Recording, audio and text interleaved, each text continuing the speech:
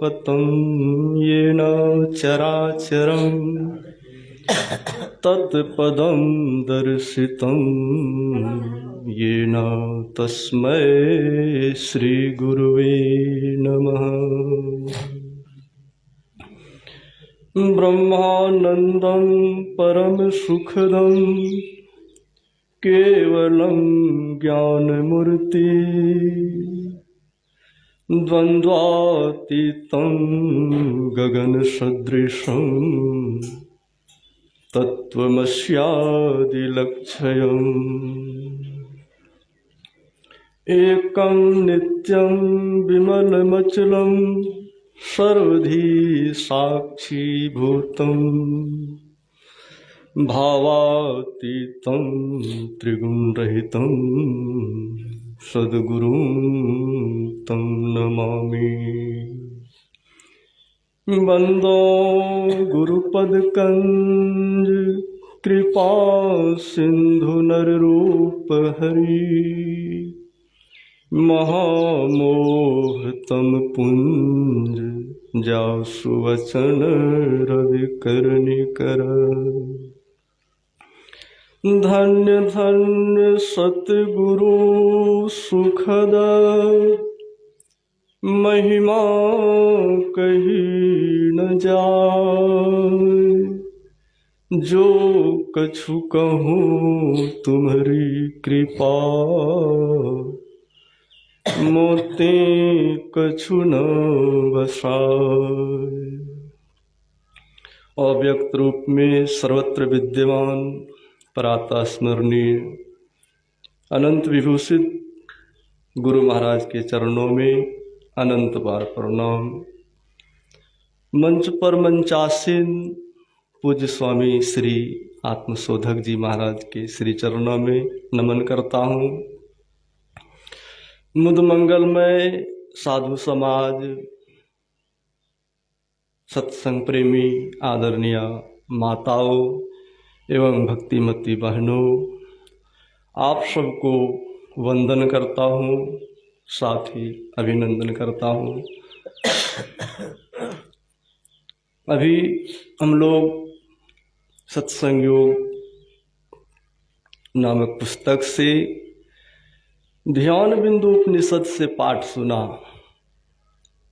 कि ध्यान करने वाले सारे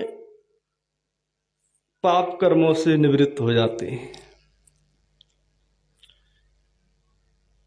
और अभी हम लोगों ने ये भी सुना कि कर्म फल अमिट है।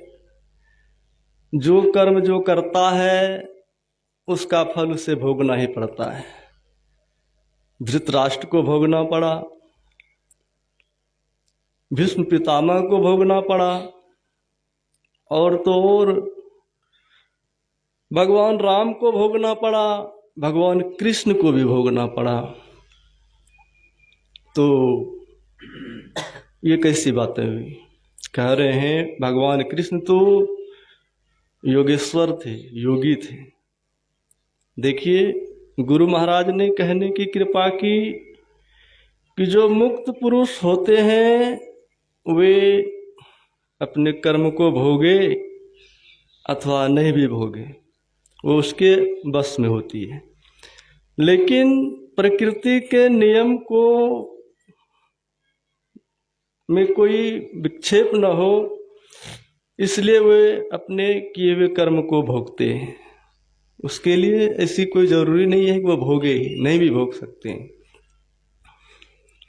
तो ऐसा क्या बात है ध्यान में जिससे कि यह क्षमता हो जाती है कि हम अपने कर्म को भोगें भी और इच्छा हो तो नहीं भी भोगें। सत्संग युग में एक श्लोक आया है उपनिषद में,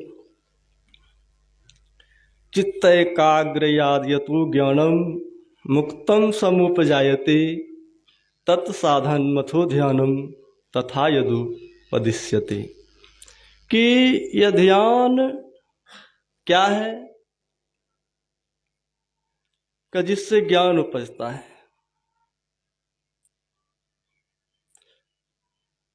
वह कैसे होता है? तो कहा एक बिंदुता से, साधन करने से। जब साधन करने से एक बिंदुता की प्राप्ति होती है तो वह ज्ञान हो जाता है। उपनिषद कहती है ज्ञानन मोक्ष मुआप्नोति, ज्ञान से ही मोक्ष होती है। तो मूल बात यह है कि स्वामी जी बोले थे कि थोड़े थोड़े शब्दों में बोलना है कि ध्यान से पाप कर्मों से हम छूट कैसे जाते हैं। तो शास्त्र में आया है चित्त वृत्ति निरोध इति योग। योग कहिए, ध्यान कहिए, एक ही बात है। चित्त वृत्ति निरोध इति योग। चित्त किसको कहते हैं? कि हमारे शरीर में 14 इंद्रियां हैं, 5 ज्ञान इंद्रियां, 5 कर्म इंद्रियां और 4 अंतःकरण की इंद्रियां।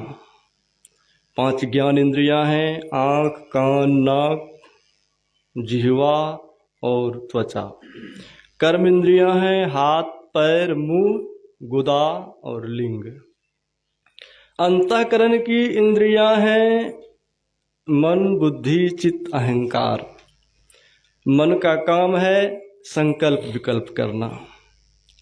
मन विचार करता है ये काम करें, ये काम करें, करें कि नहीं करें, करें कि नहीं करें, करना जरूरी है कि नहीं है। तो कहा इसका निर्णय करने का काम बुद्धि का है, बुद्धि निर्णय करती है। और अहंकार मैंपन का ज्ञान कराता है कि मैं हूं। और चित्त का काम है स्पंदन करना। तो ये 14 इंद्रिय से युक्त जब हम होते हैं तो जागृत में रहते हैं, और जब हम सो जाते हैं तो हमारी 10 इंद्रियां निश्चेष्ट हो जाती है। कर्म इंद्रिय और ज्ञान इंद्रिय, 4 इंद्रियां रहती है स्वप्न अवस्था में। और जब उससे नीचे चले जाते हैं सुसुप्ति में तो एक ही इंद्रियां काम करती है। उस समय दुख सुख कुछ भी आभास नहीं होता है, लेकिन जगने पर पता चलता है कि बड़ा आराम से सोए।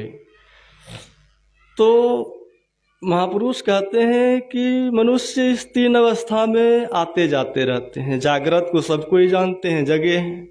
स्वप्न में जाते हैं, इसको भी जानते हैं। और गहरी निद्रा में जाते हैं, इसको भी जानते हैं।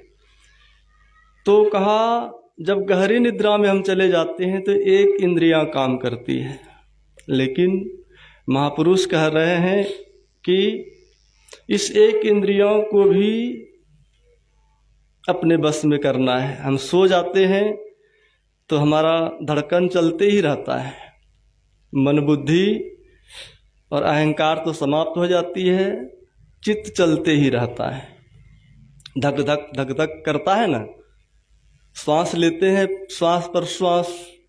तो उपनिषद कहती है कि इस चित्त की वृत्ति को भी निरोध कर दो, अर्थात रोक दो। इसके लिए क्रिया है। इसी के लिए कहा तत्साधन मथो ध्यानम, कि इस वृत्ति को, चित्त की वृत्ति को रोकने के लिए ध्यान की आवश्यकता है।